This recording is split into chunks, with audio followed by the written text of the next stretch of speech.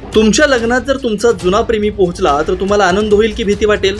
प्रेमात आणि युद्धात सर्व काही माप असतं असं म्हटलं जातं, पण काही मंडळी या म्हणीला फारच गांभीर्याने घेतात आणि प्रेम मिळवण्याच्या नादात भलतंच काहीतरी करून बसतात. असाच काहीसा धक्कादायक प्रकार राजस्थानमधून समोर आलाय. लग्नाच्या मंडपात वधूच्या एक्स बॉयफ्रेंडने वरावर चाकूने हल्ला केल्याची धक्कादायक घटना उघडकीस आली. भेटवस्तू देण्याच्या बहाण्यानं आरोपी स्टेजवर चढला आणि पुढे असं काही घडलं की एका क्षणात आनंदाचं वातावरण दुःखात बदललं. या घटनेचा व्हिडिओ सध्या सोशल मीडियावरती व्हायरल होतोय. संपूर्ण व्हिडिओ पाहूया. त्याआधी एचपीएन न्यूजला नक्की सबस्क्राईब करा आणि बेल आयकॉनवरती क्लिक करून नोटिफिकेशन्स मिळवा. व्हिडिओ पाहून तुमचाही थरका पडेल. एका तरुणानं प्रेयसीचं लग्न दुसऱ्यासोबत होतंय हे पाहताच काय केलं पहा.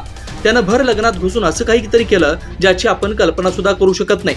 जर तुमचं हृदय कमकुवत असेल तर हा व्हिडिओ पाहू नका, कारण हा व्हिडिओ इतका थरारक आहे ज्याची आपण कल्पना सुद्धा केली नसेल. ही घटना राजस्थान राज्यातील चित्तोडगड जिल्ह्याजवळील भिलवाडा येथे घडली आहे. यावेळी भेटवस्तू देण्याच्या बहाण्यानं आरोपी स्टेजवर चढला होता. वर वधूला त्याने भेटवस्तू देताच भीषण हल्ला केला. या व्हिडिओमध्ये तुम्ही पाहू शकता लग्नाच्या दिवशी स्टेजवर भेटवस्तू देण्याच्या बहाण्यानं शंकरलाल गेला होता. त्यानंतर त्याने वरला बुक्कीने मारायला सुरुवात केली आणि त्यानंतर चाकूने देखील हल्ला केला. त्यावेळी नवरीनंही त्याला थांबवण्याचा प्रयत्न केला, मात्र तो ऐकायला तयार नव्हता. सुदैवानं पगडी आणि लग्नाचा पोशाख असल्यामुळे वराला गंभीर दुखापत झाली नाही. हल्लेखोर घटनास्थळावरून फरार झाला. या घटनेचा व्हिडिओ सोशल मीडियावरती व्हायरल होतोय. अनेकांनी या हल्लेखोरावर संताप व्यक्त केला. वराच्या भावाने या घटनेची तात्काळ माहिती पोलिसांना दिली. पोलिसांनी या घटनेची नोंद घेत आरोपीचा शोध सुरू केला.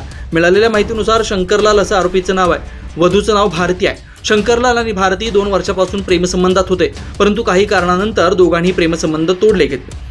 त्यानंतर भारतीचं दुसऱ्या मुलाशी लग्न करायचं ठरवलं. याचा शंकरलालला राग आला होता, म्हणून त्यानं हे कृत्य केलं असावं असा अंदाज वर्तवण्यात येतोय.